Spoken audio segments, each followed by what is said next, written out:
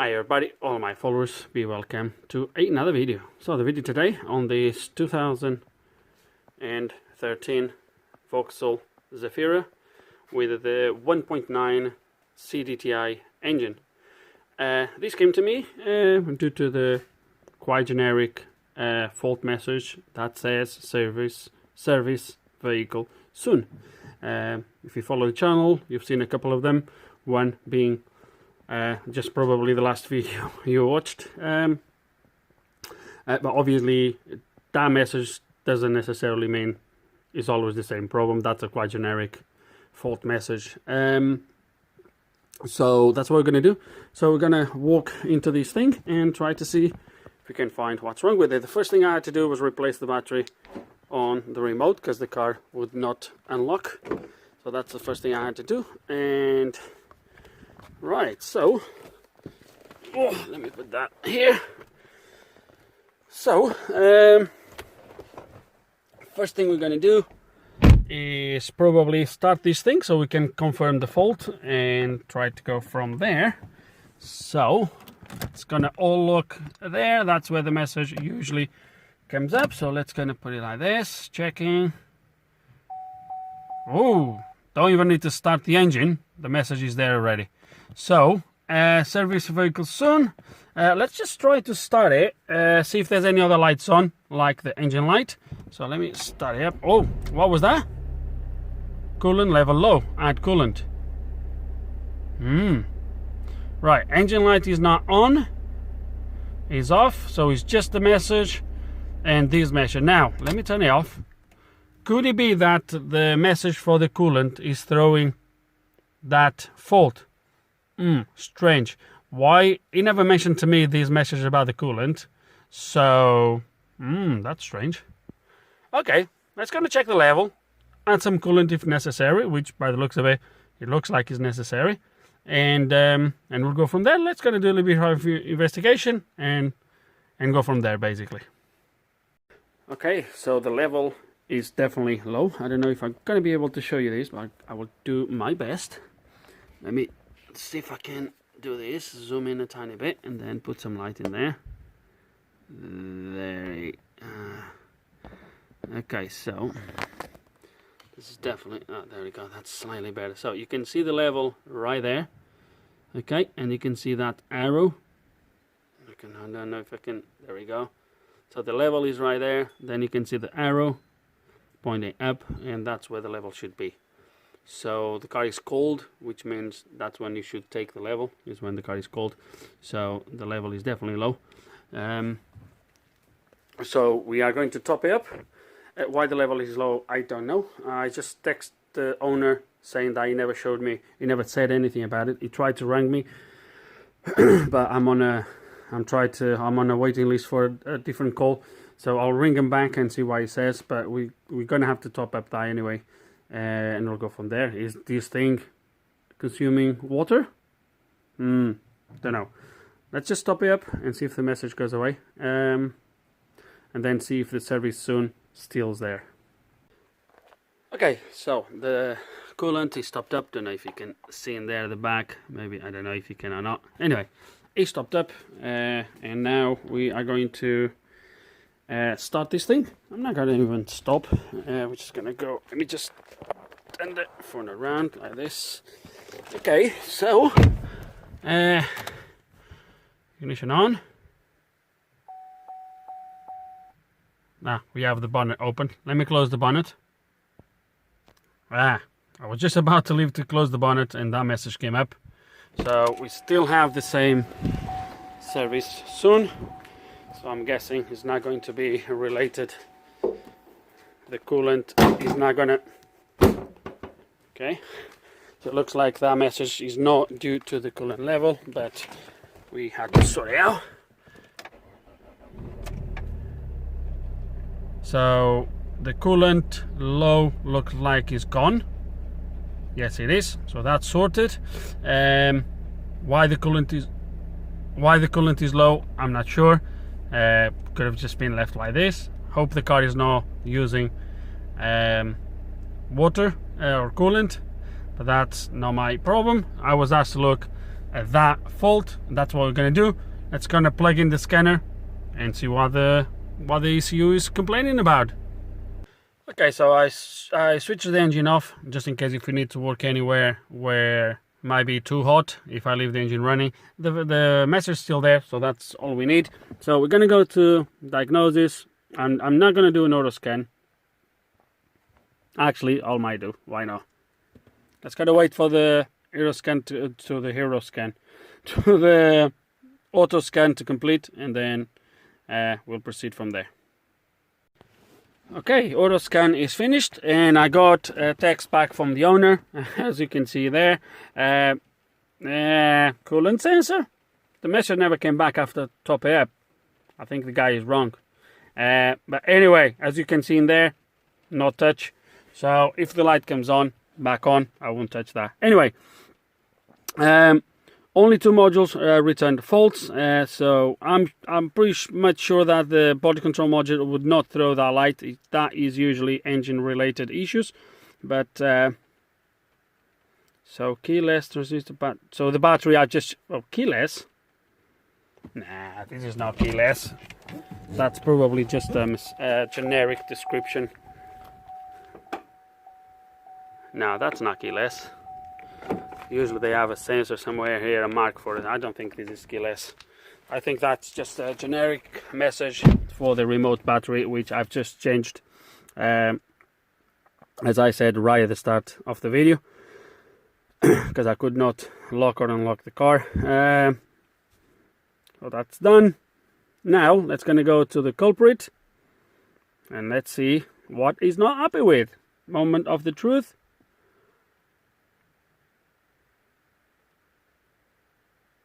Okay.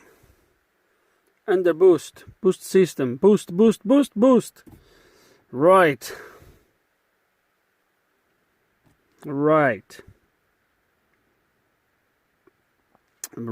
So to start with, under boost could be a boost leak, boost system performance could be a boost leak, boost performance again could be a boost leak, boost control position not learned.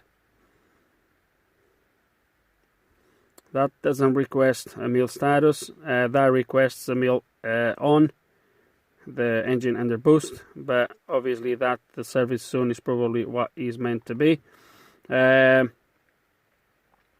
Okay, this could be a few couple things. So it doesn't necessarily need to be a boost turbo problem, but usually we would have other stuff. If when the EGR fails to fully close, usually we have other issues. Let's just check live data quickly. And now, yes, I'm going to restart this thing. Okay. Just want to quickly check my EGR data, see if there's anything. Okay, guys, look, I'm going to go through the live data because usually it's quite boring for me to be here showing you, scroll down through the live data. I'm going to look at live data on several places. If I see anything, I will return to you and I will let you know. And I'm guessing in the meantime as well, what I'm going to do is probably go for a quick test drive, see how the car drives, see if he's definitely under boost. But now that we have that code in there, we're going to inspect before I even do anything. We're going to do an inspection on the boost system. I don't want to do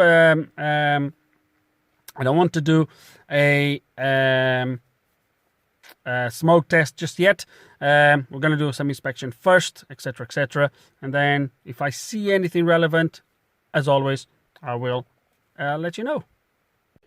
Okay, a little bit of inspection start to reveal some concerns that I think I would have to address those.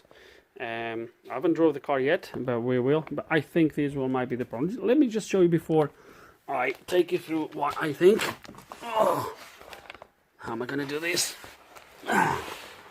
Okay, so first of all, I wanted to look here where this pipe enters the intercooler. There is definitely a leak here. Oh, come on. The battery is getting low. There is definitely a boot leak there. Look at that. And mine does not come up on camera as good as I hoped, but it's definitely a bad leak. Actually, let me do something. Let me use the actually flash off the phone instead. It's better. As you can see, all this oil here, and when I touch this pipe here, I don't know if you're going to be able to see how loose. Look, this is extreme. It doesn't come on camera, but it feels really loose, as if it's not a tight fit as it goes into the intercooler. And obviously all that oil, which the amount of oil might or might not be concerning. It is normal to have oil on a turbocharged induction system, so not to worry about. And that being leaking obviously makes it look like if it's way worse, but it's definitely leaking in there. How much, I don't know. Then if you go on the outfit of the actually intercooler, same issue. As you can see here, we have the exact same problem there. As you can see, as the pipe goes inside the intercooler, it feels as loose as the other side as well. So yeah, so that's the first thing I would like to show you. Now, the leak. Oh, let me just get up. Oh, I'm getting old for these things. Now, I don't know how big these leaks are, or if they are the culprit. The thing is with, and I think I even have videos on this thing, is that sometimes the leaks are not enough to throw faults. Like if I'm just driving around, like I'm going to go for a test drive now, and a lot of the times, or sometimes these leaks are that small that just driving around, pulling boost from intersections, this and the other, and if you drive a little bit more aggressive, not even necessarily aggressive, but if you just drive around, sometimes the leaks are not enough to throw a fault. The problem becomes when you cruise, because if you're just cruising along at 60 miles per hour or 70 miles per hour, what the car does is, at those constant speeds, with the throttle at that position, with the atmospheric pressure at that reading, etc, etc, etc, my turbo should go to that position, and it should keep the car going. And what happens is, when there is leaks, even if they are small, at those constant speeds, the boost starts to drop, and the car, surely it will compensate to a certain extent. But if there's a constant leak and the car needs to be constantly adjusting that boost because there is a leak, that's when the ECU says, hold on a second, something's not right, I'm losing boost somewhere, and it throws the fault. So maybe driving around I'm not going to see the problem, and I'll have to cruise with this a little bit until I see it. But what I'm going to do now that I have the faults on camera is I'm going to clear the faults, go for a drive, and see what happens. Before that, we're going to try to do that turbo learning. Don't know if that turbo learning is there. That turbo learning fault is there because there is a leak and the car is failing to do the learning, or if is there because it's there. I don't know. I've not been told about nothing being replaced. There is no signs of the turbo being replaced. Everything looks pretty untouched apart from that bolt missing there. Everything else looks as if hasn't been touched very recently. There is really no marks that I can really see, so I'm going to assume just what I've said. So yeah, what I'm going to do now is I'm going to try to do a learn to the turbo, see what happens from there, clear the faults, test the car, and yeah, that's what we're going to do. Okay, slightly change of plans. I'm going to do actually a smoke test quickly before I go anywhere. But before I do it, I decided just to do a quick check to the turbo. And I don't know how I'm going to record this, but I'm going to try to show you this turbo had its days, which it will explain a little bit the amount of oil that we have seen down there. Just hold a second. Let me see if I can place the phone somewhere where we can all see what I'm going to show you. Okay, let me see if this makes the cut. Let me see if it works. So, right, so what I want to show you is, so a turbo normally should have very little to start with. You can see the blades there, they're a little bit damaged, but what we should see is very little play side to side. As you can see on this one, there is way too much, but the worst part is that there is play. Yeah, and I know you're not gonna feel that, you're not gonna be able to see that, but there is play back and front, back and front. Come here.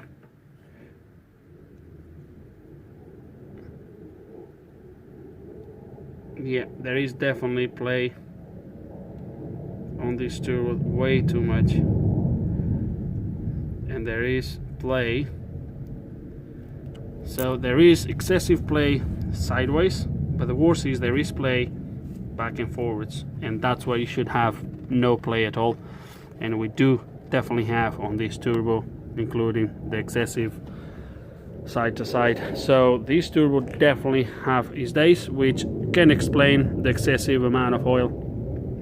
Not excessive, but you can explain the oil on those points. I don't know what bad is until we take those pipes off, but this turbo definitely needs changing. It's definitely, or at least rebuilt or something along those lines. This turbo is definitely bad.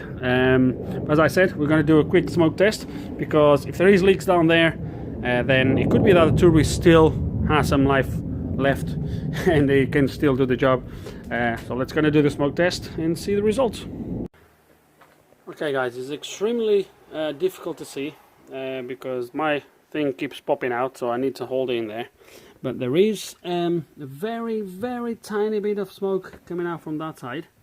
You can barely see it. Every now and then you can see a little bit of maybe it doesn't come on camera. And there is definitely one on this side. I'm going to try to see if I can hold it until you see it. It's probably not. But again, it's a very small leak. It's definitely not something that is really like puffing air out. It's definitely very little on both sides. This is just gonna pop out. There we go. Let me take it off now. So yeah, so it's definitely too little leaks. Obviously, the amount of oil in there is a clue, and is sorry about that, and is a proof that is leaking something there. But I don't think it is that bad, to be fair with you. Although both together, I don't know. It could be that it accumulates to being an issue. The turbo definitely is no good, so that could be another thing. And if it's been leaking oil like that, I don't know. Is the intercooler full of oil? We don't know. So yeah, I think these definitely my advice is going to be probably definitely a turbo rebuild and a cleaning of the whole intake system. But let's gonna go for a drive, as I said, do that, relearn, see what happens, and go from there. Okay, so we are back inside the car, and I'm just going to take you very quickly through the live data I was looking just before I went to do what I've just showed you. So the boost pressure, obviously we are at idling, so the boost pressure reading is actually slightly lower than the atmospheric pressure, which is normal because the engine is just sucking air and the turbo is probably not spooling fast enough to put any boost, basically, I guess. So it's kind of normal on many engines, you see this, and you also see that it's lower than what is requesting. Now this requesting a idling, I'm sure you shouldn't be requesting 120. I think it's a little bit too high to be asking for 120 at idling, because if I try to reach 120, and I do know we have a couple leaks, the turbo is not in the best shape, but if I try to reach 120, I need to rev the engine to about 2000 RPMs. Look at that. I'm gonna put it at 2000, and that's when you reach 120. You see? So surely, even idling, the turbo wouldn't boost that fast, that much. So I'm going to ignore this for now. What I'm interested to see is when I'm driving. But as you come down, you're going to see that the desired airflow to the MAF sensor reading is pretty much the same. Then you have another two things we can compare, which is the desired position to the vane position. As you can see, they are pretty much very close. You see? So I'm just accelerating, revving the engine. And then the position sensor. This car does have a position sensor right at the bottom of the turbo. So 3 millimeters, and then when you rev, obviously goes to 0 millimeters. Then it goes back to its position. There is also a voltage, and then I don't think there's much more you can compare here. No, really, no. Okay, so it's gonna do that turbo learning. That's what I want to do next. Let's clear all the codes first, and then do the. It should be one more fault here, because I've unplugged the solenoid. There we go. That's the one. I've unplugged the solenoid. So let's gonna turn the engine off. Clear the codes. No fault codes.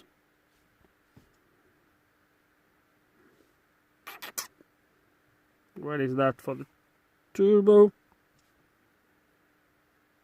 Don't know if I need the engine running or not.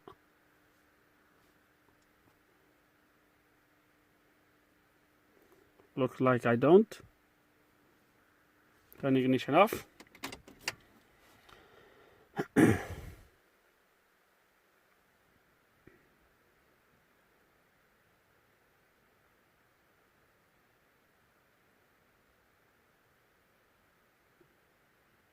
Five seconds left. And I guess it's gonna ask for ignition on.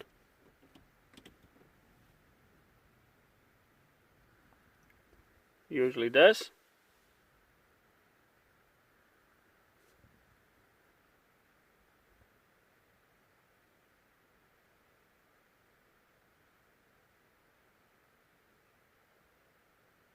Oh dear, that's interesting. How the hell you want me to...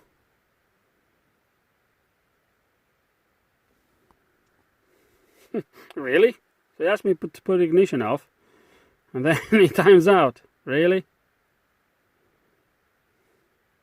Okay, so that's fine. That's interesting. Let's try this again.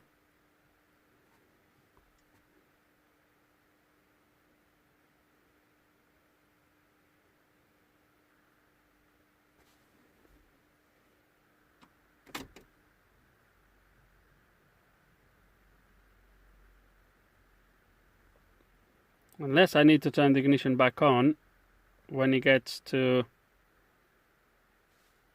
That shouldn't...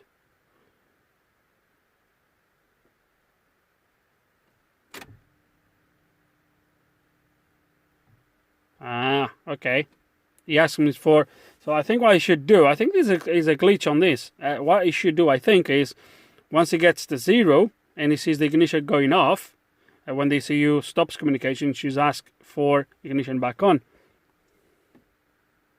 So I've just turned the ignition back on as soon as the timer stopped, which is when the ECU cuts off. So let me just see if we do have any trouble codes now. Nope. The warning is gone as well, obviously, because we clear the codes. As you can see, there's no more warnings.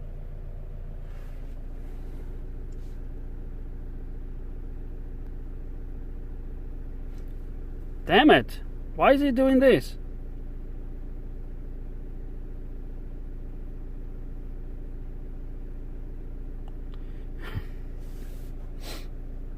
Okay, let me try this again. Let me see what the heck's going on with this.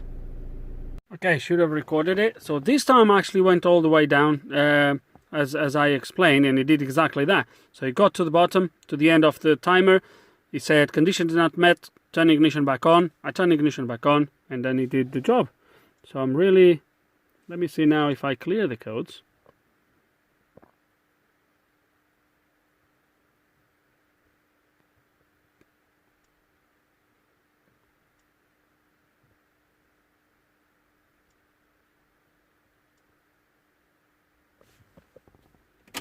Ignition off. Let me let the car to actually go to sleep, or the ECU at least.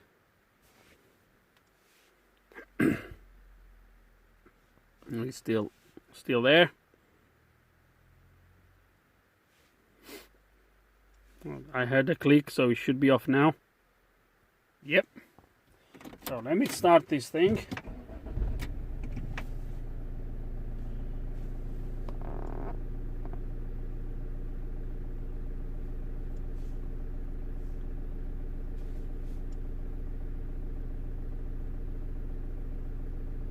What? Right. This is interesting. This is interesting. Unless this is not the values I should be getting here. Okay. Thing is, if I cannot learn the turbo,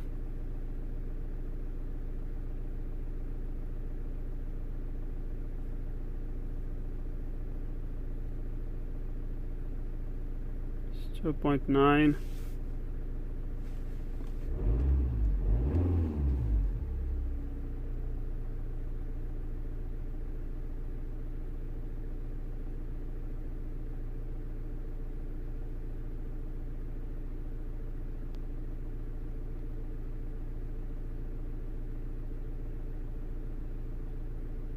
Why does it keep dropping?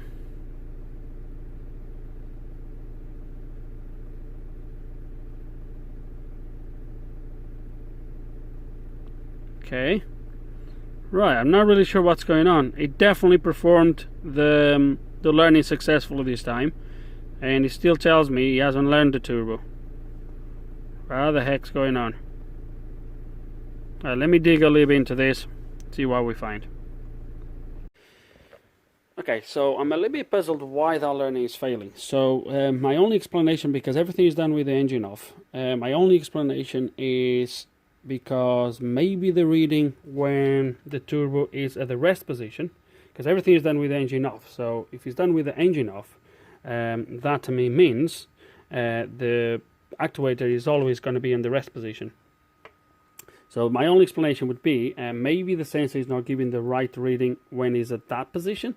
And just before I show you, to start with, I want to show you that when the engine is off, ignition on, the boost pressure sensor reads exactly the same as the barometric pressure, which is what it should be. So obviously when you start the engine, you create a little bit of vacuum, and that goes below what it should be, below the atmospheric pressure. But when you come down to there, as you can see, that's reading 0. What I'm going to show you is that when I apply vacuum, that's going to start to move in there. Like that. Now vacuum, done.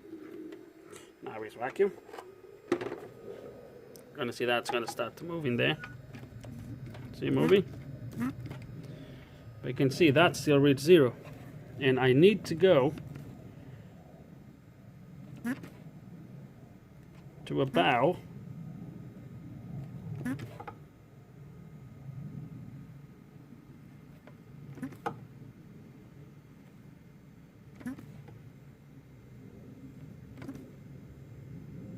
there, 75.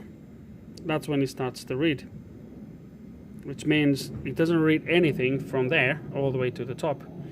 Don't know if this is normal. So if I carry on now, it's going to carry on going down. 3.6, 4, blah blah blah. So it starts to read way lower. I don't know if that is what's supposed to do. But another thing that I've seen as well is that I need to turn the thing on. Oh, that's better. So there's a lot of oil coming out through there, as you can see. And when you move these, look at that. There's a lot of play. So I can put how much he moves in there. Let's see.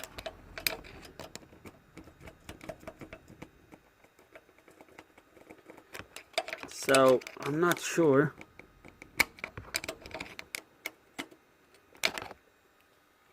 The only thing I'm not sure is what the reading should be when this is a rest. I'm gonna have to try to find that out, because that's the only explanation to me why the learning is failing. Because if the learning was done with the car running, then I would understand that the car would be expecting to see certain boost values or whatever, but it's with the engine off. So the only thing it's going to try to do is, I think, is going to reset the values, and then it's going to read the next position on the sensor. But because we have the voltage, so could it be that? No, but hold on a second, because that position should be, is that actually a reading a separate sensor inside the thingy to read the millimeters, or is that calculation through the voltage? Because the voltage is working. Look at the voltage. See, the voltage is actually reading okay, look. See? But that only starts to read when it gets to about 75. There we go, you see? Is this normal? Damn it, I don't know. Okay, so this is news to me now. Sorry about the sound. This is news to me. I actually recorded a clip that was trying to show us something, but when I came to the car, I've noticed that the lever is all the way up. I have no boost, no vacuum at all. There's no vacuum whatsoever. So, why there is no vacuum? So this is the vacuum hose, that's the outlet to the turbo.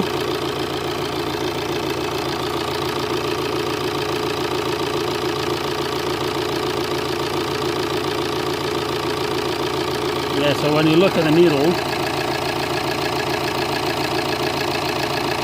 it barely moves, look.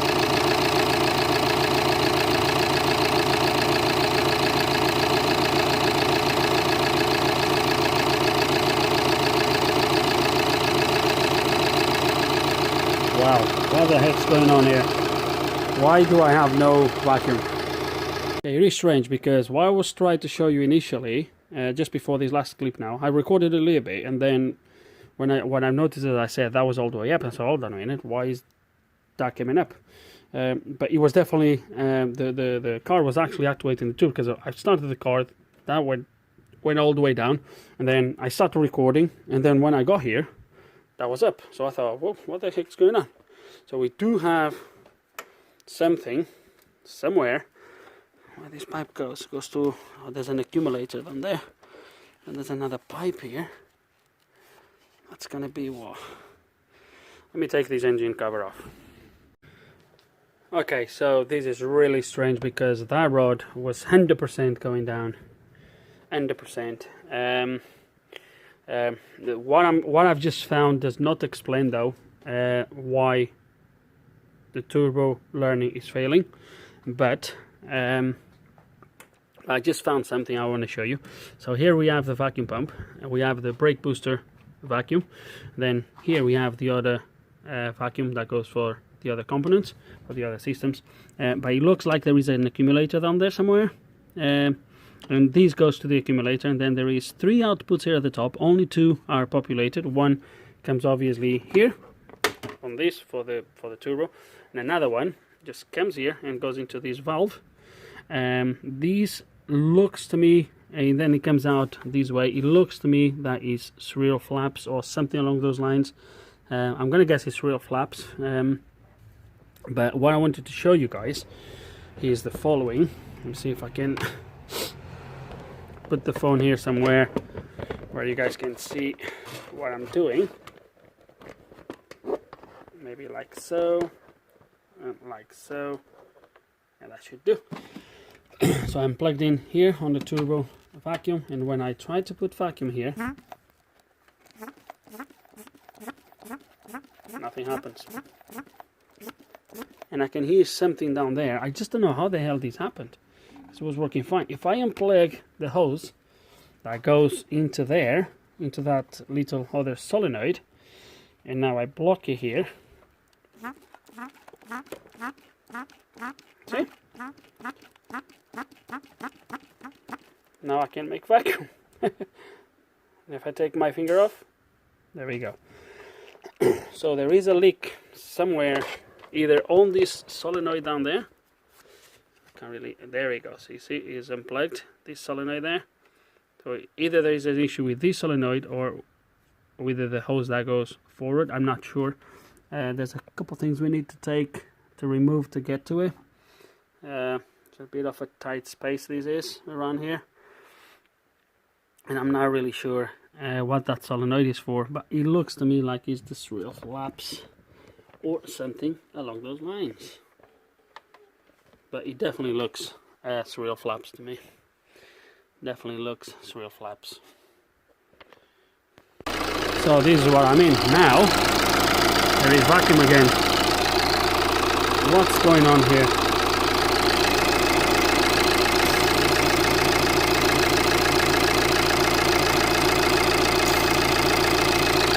What's going on here? I'm not really, I really don't understand. Yeah, now we have vacuum.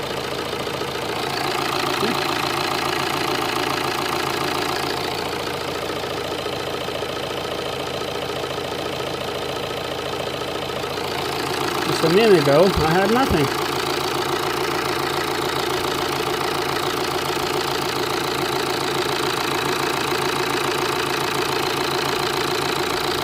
What's going on here?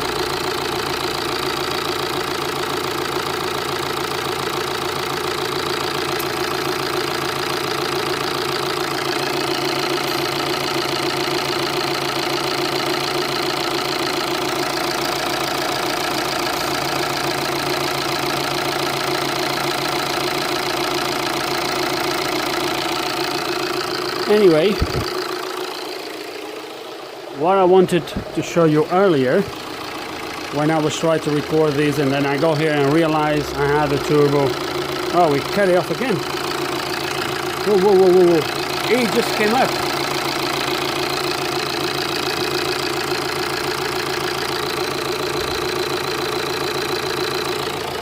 No vacuum again. No vacuum. Right, so this is what is happening. And it looks like it's this valve that is causing the issue. Because if I put this back in here, and now I close this, I block this pipe,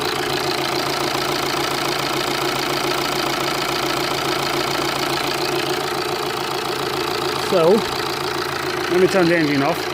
Okay, I hope you can hear me when the engine is running and all that good stuff, and that everything I'm saying makes sense. So now, what I've realized is, obviously when the vacuum was gone, if I unplugged the hose from that valve, and I block it, as you've seen, that drops down straight away, we have vacuum again. So it looks like either is when this valve here is activating, is losing something. So it might be that whatever this is activating is broken, and when this activates, it just loses all the vacuum. I'm going to try to prove that theory with active tests.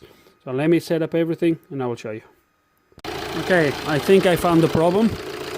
I hope you can hear me. So let me show you this. So that valve is actually the EGR cooler bypass. And what I want to show you, so at the moment I have everything connected there. I have my gauge here, and as you can see I have little to no vacuum. EGR cooler bypass is off. Now watch what happens when I turn it on.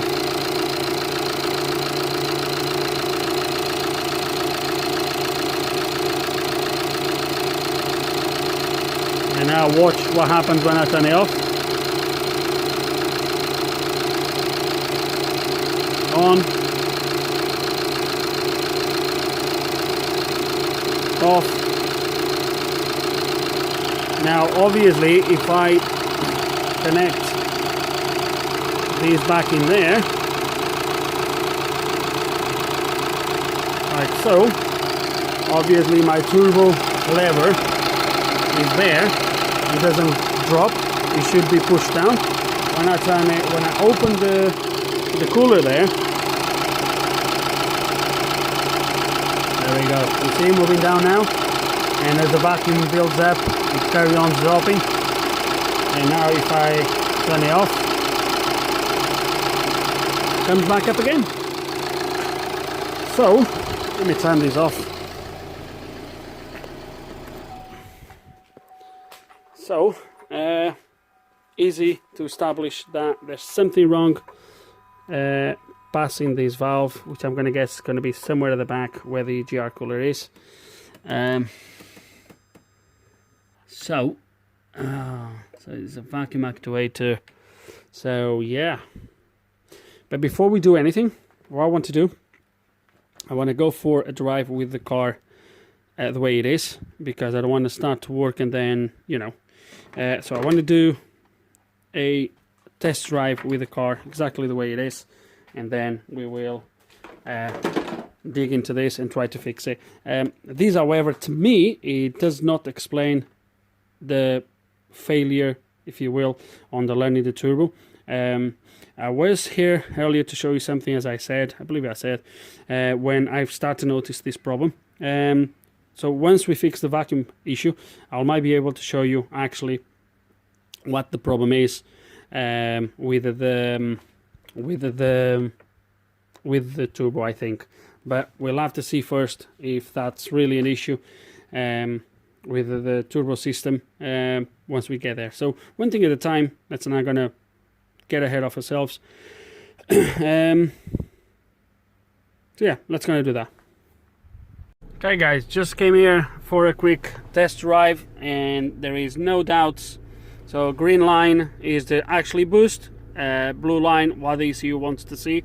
As you can see, not even close. The graphic, as you can see in there, is exactly the same, so you can just follow the lines. And also down here, as you can see, it doesn't meet anymore.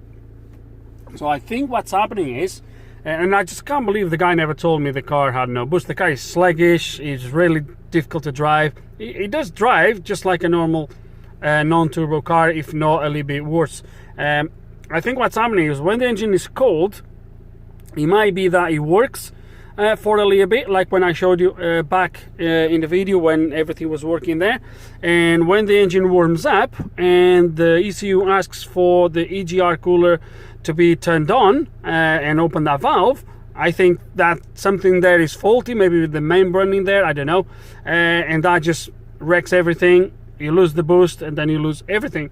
So what we're gonna have to do now is drive back home. I still think there is an issue with the turbo, which I was about to show you back in the video when I've noticed this problem, and I moved into this rather than carry on with the rest, because we need to solve this first. I still think there is an issue with the turbo, but I will show you that later, unless this poor vacuum is causing the other issue, which we'll have to see once I fix this. The turbo in there definitely is not in the best of shapes. Is definitely, you would really do with a reconditioning, but hey, that's what it is. If it's working, it's working. So let's gonna go back home, start to take some covers in there, try to get to that EGR cooler bypass, yeah, and let's gonna figure out what's wrong. Okay, and the first thing I want to say is I would like to apologize for misleading information, if you will. That's why it's important for you to watch the videos without skipping. So I was doing a mistake. Remove all of that. Well, it gives me more room to work, but I didn't really need it to.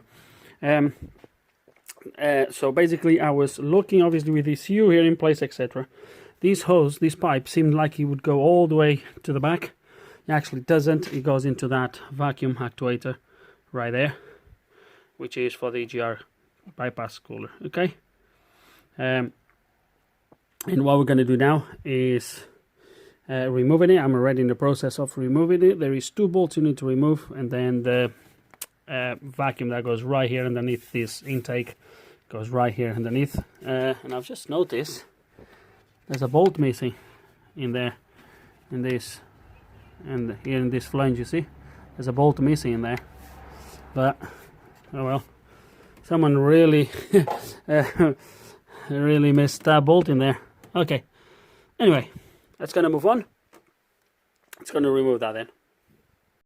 Okay, and initially I thought this was my issue, the membrane on this actuator, but obviously when I apply vacuum, it retracts and it stays there, doesn't really move. So I moved into the next logical step, which was the hose and the valve. So when I block the pipe that goes here, vacuum was sorted. So my problem now would have to be either this valve or this hose. I definitely noticed that this hose was not very well tighted here at the end. It's a little bit of a loose connection. I thought maybe you might be losing vacuum here perhaps, but now I think it might be the valve, but I'll get to that in a second. Okay, so I definitely think I got to the bottom of the problem. Well, someone was calling me. First of all, I have a screw to put a bolt to put in there on this intake. That was one bolt missing at the bottom. So I moved this out of the way so it gives me a better access here. To start with, this plastic elbow here that goes into this plug, into this temperature sensor, was completely open, completely destroyed, not in place. Everything was a mess around here, so I put that the way it should be.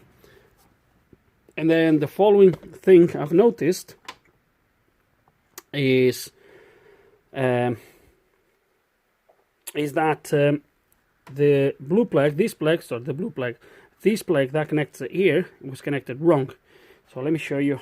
Let me put the phone here. You can see what I'm talking about. Oh, come on. Sorry about that, guys.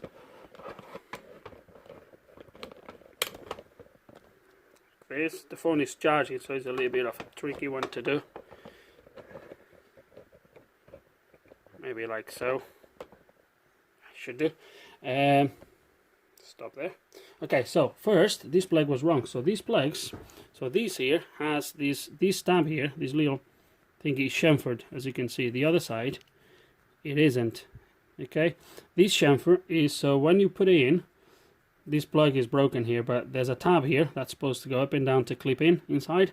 So this is when it goes like that. The chamfer pushes the tab and then it clips at the end. This was played the other way around. That's probably why this is all smashed up. So someone did a mess here, but this is just a coil, so it most likely will work either way. But the other thing I want to show you, so when this was there, if you remember, this was like that, in that position. I was removing this pipe here, this hose at the top, and blocking it up. That's when the vacuum would build up. Now look what happens when I try to vacuum this same side here. I do it like this. Okay, so if I try to vacuum this, nothing happens, okay? So this valve, when I try to pull here, look, it's completely open. Now at this point I thought it was the valve that was passing all the time and something was wrong. But when I actually check it, this is the breather side. So if I put vacuum here, look what happens. Now let's gonna go to the bench and just make sure when I activate the valve, the E opens and obviously discharged the vacuum through this breather here.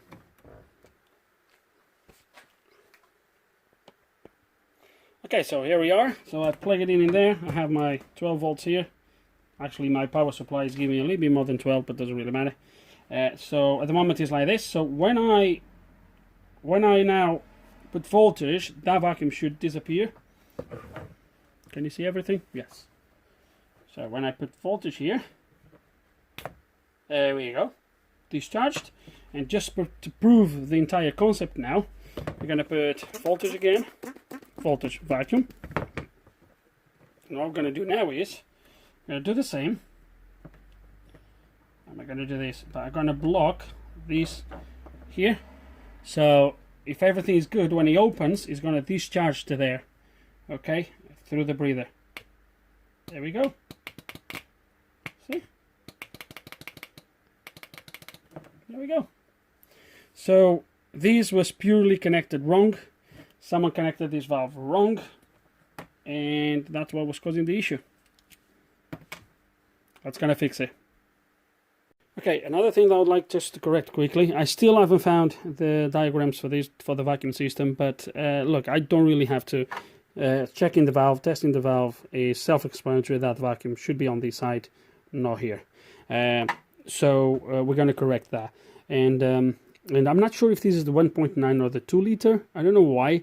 When I searched on the car check, is a software I use, an app.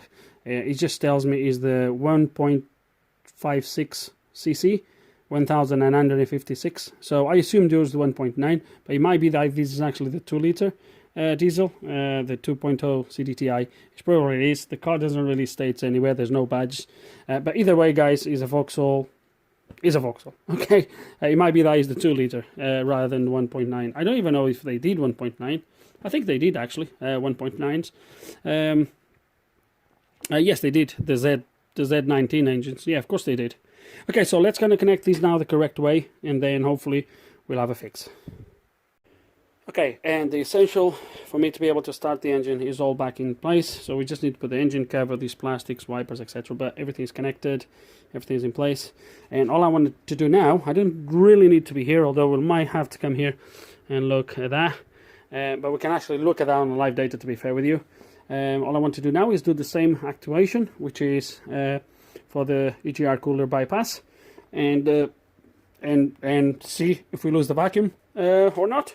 So what we're going to do now, I had in the meantime to put the cigarette lighter charger here because I was running out of battery. So let's start it up. Okay, so we have this to do. I think I did the front windows. I have the rears one to finish. I'll do it now quickly. We shouldn't need to disconnect the battery again.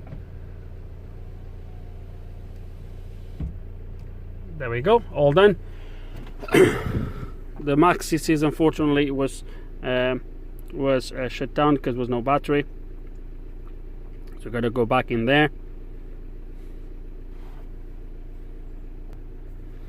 Okay, here we are back into the control module, engine control module. I want to clear any codes that we have still, unless we only have, yeah, we have all these now.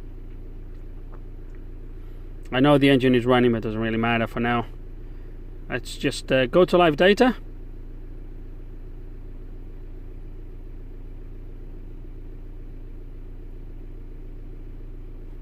Let me go here, just make sure everything is alright.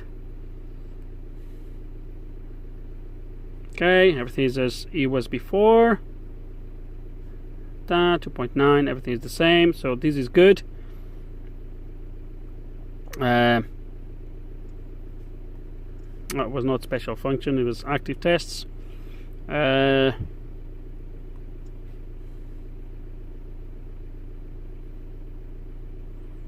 Okay, so I actually want to go at the front. How much battery I have? 8. Whew. Okay, let's go quickly there. I'm gonna activate the valve, and I want to see if we lose the vacuum. So if I lose the vacuum, that means the rod for the tour is gonna drop. If I don't lose the vacuum, that means this has been fixed, this part. I know.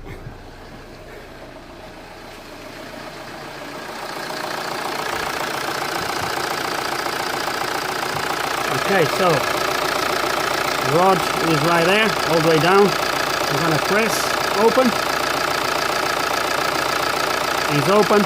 The rod didn't move. Sweet.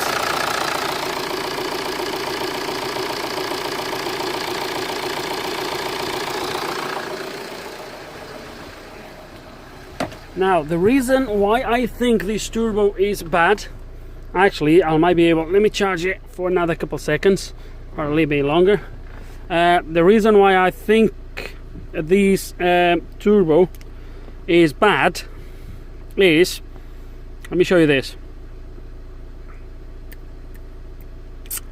So, what is that thing?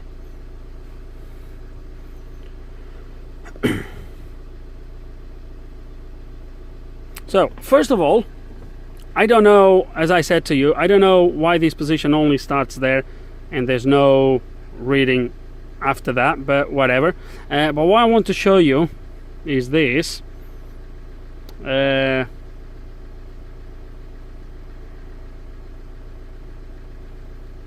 It might be that this is actually not really creating an issue. We're gonna find out as soon as we go for a test drive. But look what happens if I push the rod further down by hand.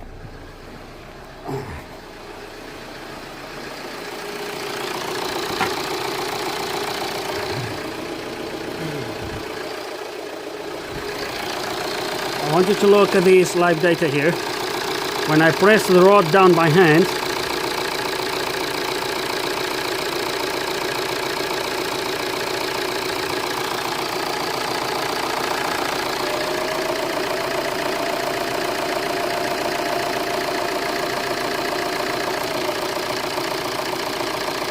ooh, it's not doing it now.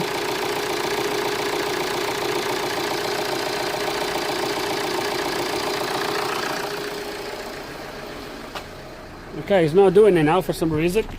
So earlier when I was pushing the rod down by hand, I was getting this boost pressure going to about 115 just by pushing it down, as if I didn't have enough vacuum to pull it down, or something else is there. But when I push it down, it's not doing it now for some reason. Maybe the engine is cold now, I don't know. But look what happens when I push it down. You can definitely hear the turbos pulling. Look, listen to this.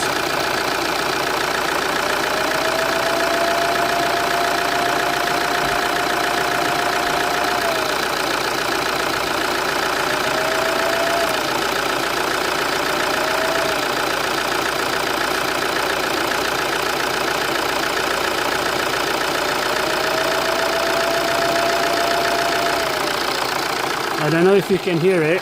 Can you hear the turbo kind of spooling up a little bit? You can hear that hoosie noise, that woo, sort of a whistling noise. You can definitely hear it increasing. And that was, earlier was putting this up, I don't know why he's not doing it now. But definitely that turbo, guys, it will do with the refurbishment. But nevertheless, why did it come out? Because what I want to do is exactly here. Which is do exactly the same thing as we did last time. I might put that one just because to the top, show only the selected ones, and merge those two. There we go. I do this, and now 8. There we go. That's gonna go for a test drive. I'm not gonna record. I don't have how to record this, to be honest. I'm just gonna go for a test drive, and then I'll stop somewhere and I will show you if the turbo now is boosting or not. Okay guys, and I don't really need to drive any longer. I think this is self-explanatory. It's driving absolutely perfect, boosting absolutely fine. Yeah, perfect. So in the end, it was all because someone connected the vacuum lines wrong, which is rather interesting. So the only other thing I might try to do, hold on a second. Okay, let me see if this goes successfully this time. We are doing the turbo relearn again, now that we have the turbo working okay. I've scanned the car before, was still no codes, so that code for the turbo learning didn't came back. Ignition on, there we go, you worked okay, fine. Continue. There we go. No codes, so we're gonna drive back home. We're gonna drive a little bit around the village now, and then we're gonna drive back home. We'll scan the car again, but I'm guessing this is fixed, and we're gonna have no codes coming back now.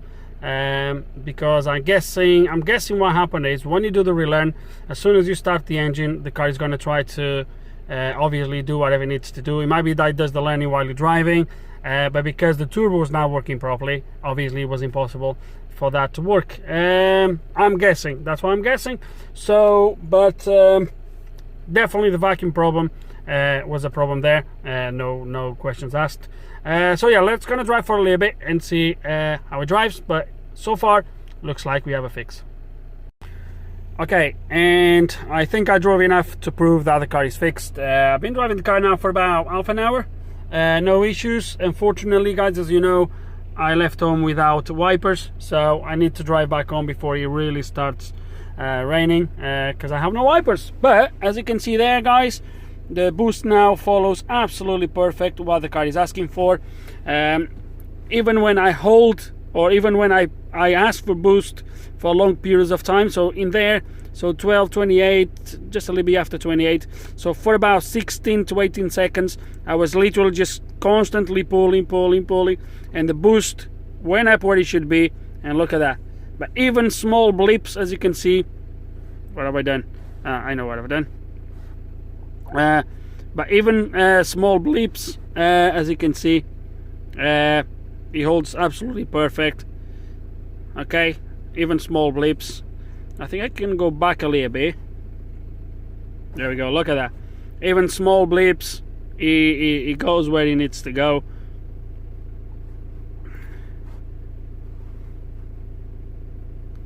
Look at that.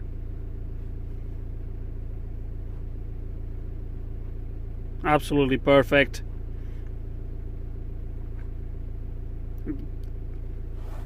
The car drives beautifully. You can hear the turbo whistling a little bit too much. So yeah, you know when the turbos start whistling too loud and you know something's not right. Yeah, it starts, it's not excessively, but it's definitely whistling a little bit too loud. But guys, we've seen this turbo most likely had its days, and it is fixed, but I will highly recommend the owner to get it either replaced or recondition it, whatever he wants to do. So for now, guys, we're just going to drive back home and put everything back together and hopefully wrap up this video. And here we are back home, and drove absolutely beautiful, no problems at all. Just to confirm that we still have no codes. No codes. So now let's gonna finish this off. So in the end, as you guys have seen, it was just someone that clearly messed up those vacuum lines in the past, and obviously caused all these issues. But obviously, if you have a issue like this, does not necessarily mean you're going to have exactly the same fault, but at least showing you the system, etc., and different tests we did, maybe you can, as you do this, maybe you can find something else wrong. Maybe you can find that a valve is wrong. Maybe you find that one of those hoses is cracked and is leaking. Maybe you find whatever. The idea is not to always exactly tell you what the problem with your car is. The idea is to give you insight of how the systems works, and how to get things tested, and how to get to conclusions. So that's all it is, guys. So with no further ado, I really hope you enjoyed this video. I really hope that you have learned something. Who knows? If you do still have any questions or any comments, again, you know exactly how it works. Just put them below, and like always, thanks for watching.